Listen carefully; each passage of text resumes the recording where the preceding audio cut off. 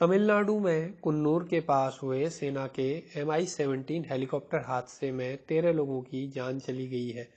इस भीषण हादसे में उत्तराखंड ने भी अपना अनमोल रत्न खो दिया है।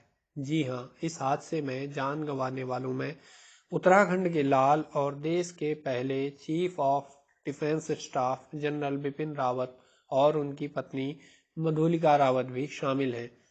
राष्ट्रपति रामनाथ कोविंद, प्रधानमंत्री नरेंद्र मोदी, गृह मंत्री अमित शाह समेत देश विदेश की कई बड़ी हस्तियों ने CDS जनरल रावत समेत हेलीकॉप्टर हादसे में जान गंवाने वाले सभी लोगों को श्रद्धांजलि दी है।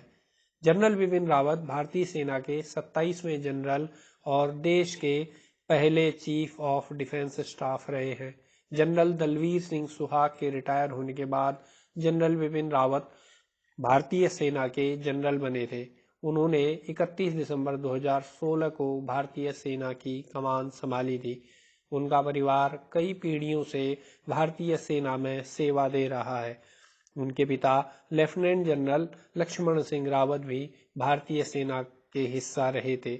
जनरल बिपिन रावत 16 दिसंबर 1978 में भारतीय सेना की गोरखा राइफल्स की 5th बटालियन में शामिल हुए।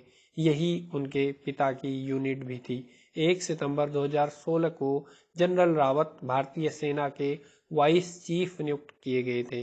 दिसंबर 2016 में भारत सरकार ने उन्हें भारतीय सेना का प्रमुख बना दिया और 31 दिसंबर 2019 को वह देश के पहले चीफ ऑफ डिफेंस स्टाफ नियुक्त किए गए। CDS जनरल रावत उत्तराखंड से गहरा ताल्लुक रखते थे। पौड़ी जिले के द्वारीखाल ब्लॉक के सैण गांव में 16 मार्च 1958 को उनका जन्म हुआ था, जबकि उनकी पत्नी उत्तरकाशी जिले से थी। उनकी 2 बेटियां हैं, जिनके सिर से मां और पिता का साया एक साथ उठ गया है। उत्तराखंड से जनरल रावत का खासा लगाव था और वह अक्सर यहां आते भी रहते थे। इसी साल सितंबर में वह अपनी पत्नी के साथ अपने ननिहाल थाती गांव पहुंचे थे। यहां वह अपने ममेरे भाई व उनके परिवार से मिले। इस दौरान उन्होंने बचपन की यादें साझा की। इस दौरान जनरल रावत ने कहा था कि रिटायरमेंट के बाद कोशिश होगी कि वह अपने गांव तथा ननिहाल आएं।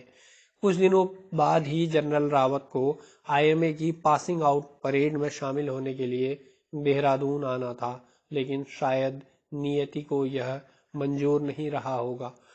उन्होंने देहरादून में कैम्ब्रियन हॉल स्कूल, शिमला में सेंट एडवर्ड स्कूल और भारतीय सैन्य अकादमी IMA देहरादून से शिक्षा ली। IMA में उन्हें सर्वश्रेष्ठ कैडेट के स्वॉर्ड ऑफ ऑनर सम्मान से भी नवाजा गया था।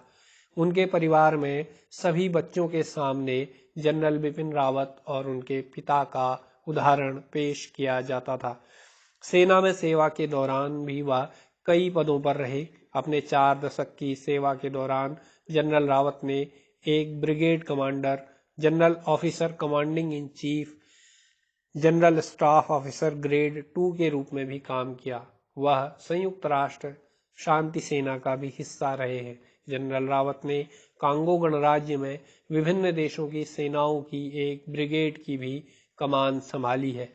उनके पास सेना की पश्चिमी कमान में कई सैन्य अभियानों के संचालन का अनुभव था।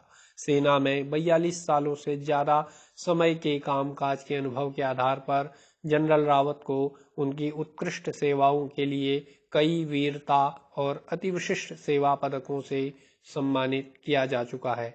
जनरल रावत हमेशा इस देश और उत्तराखंड की और यहाँ की स्मृतियों में बने रहेंगे। हम उनको विनम्र श्रद्धांजलि देते हैं।